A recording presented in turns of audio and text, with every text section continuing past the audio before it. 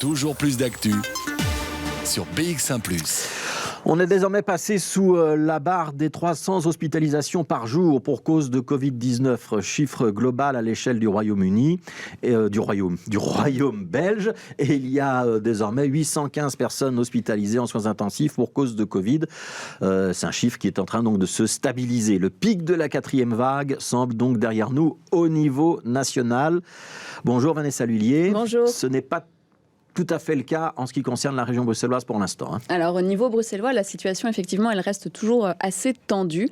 Bruxelles compte 1377 nouveaux cas par jour, ce qui correspond quand même à une augmentation de 19% sur les 7 derniers jours. Alors 400 personnes sont toujours hospitalisées pour une contamination au Covid-19, soit une baisse de 8%, et 104 lits en soins intensifs sont occupés par des patients Covid. Des lits ont ainsi été créés par rapport à la semaine dernière pour répondre à la demande, mais il existe toujours une pénurie de lits due aussi à l'absentéisme du personnel soignant. Alors certains transferts ont donc dû être organisés pour des patients non Covid et dans beaucoup d'hôpitaux, les opérations non urgences ont été annulées. Alors ces données sont plutôt inquiétantes et pour Inge Neven, la responsable hygiène à la COCOM, le pic n'est pas encore atteint à Bruxelles. Je crains que pour Bruxelles, on n'est pas encore au pic. Donc, on continue à voir des chiffres pour les infections qui continuent à augmenter. C'est maintenant depuis presque 2 semaines qu'on a des augmentations de plus ou moins 20% par semaine. On reste toujours la province avec le taux d'incidence le moins élevé de toute la Belgique. Mais par contre, maintenant, ça commence vraiment à augmenter également. Donc, on est à 1400 et quelques cas positifs par 100 000 personnes sur 14 jours. Et on voit que il y a beaucoup d'autres provinces qui sont en 2000, donc heureusement on n'est pas à ce niveau-là. Mais par contre là, on voit que le pic est plus ou moins atteint et j'espère qu'à Bruxelles également, on va vite également atteindre ce pic et que ça pourrait commencer à diminuer par la suite. Mais pour le moment, c'est pas encore le cas et donc on voit encore des augmentations. Alors pour Inge Neven, donc le pic n'a toujours pas été atteint parce que le taux d'incidence en fait est plus bas que dans les autres régions et que Bruxelles reste aussi un lieu de destination pour les habitants. Alors avec la mise en place du télétravail, elle espère que le gros de la vague sera derrière nous très prochainement. Alors pour tenter d'améliorer la situation, la Belgique a aussi mis de nouveaux outils pour le testing et pour le tracing. Oui, alors au niveau du testing, donc dans les autres régions, il n'était pas possible jusqu'ici d'obtenir un code pour un test PCR sans passer par un médecin, contrairement à Bruxelles. Alors à présent, tous les Belges peuvent faire une auto-évaluation en entrant leurs symptômes sur infocoronavirus.be. Donc en répondant à quelques questions, vous pourrez obtenir un code pour vous rendre dans un centre de test.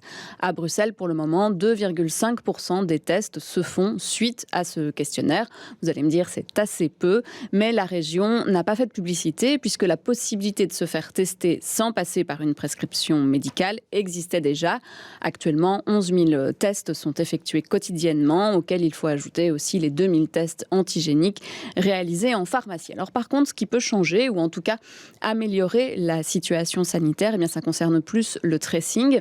Ici aussi, Bruxelles n'était pas demandeuse, puisque le call center arrive à tenir le rythme, contrairement à la Flandre, mais ce nouvel outil informatique, il permet aux Bruxellois testés positifs d'encoder eux-mêmes le nom des personnes qu'ils ont vues et qui sont donc des cas contacts à haut risque. Alors pour Inge Neven, cet outil, il vient en complément du centre d'appel. Depuis jeudi passé, que toutes les personnes qui ont eu un test positif, donc des cas index comme on appelle, ils reçoivent un SMS et donc avec cet SMS, ils peuvent se connecter sur la plateforme masanté.be et donc là, ils peuvent alors introduire eux-mêmes leurs contacts à haut risque, les collectivités où ils ont été les derniers 12 jours et donc avec ça, en fait, le contact tracing peut être fait d'une manière automatique, disons, donc c'est la personne même qui déclare ses contacts, qui déclarent où il a été, au lieu que ce soit le call center qui appelle la personne et qui demande des infos. Et donc, de nouveau, pour les gens qui sont vraiment bien connectés, digitalisés et tout, ça peut être un moyen d'aller parfois plus vite, même si le call center est assez vite, mais quand même d'aller encore plus vite. Et peut-être pour ceux qui arrivent à vite taper, ça peut être même plus rapide que le call center qui demande les questions. Il faut appeler les noms des personnes à contact risque.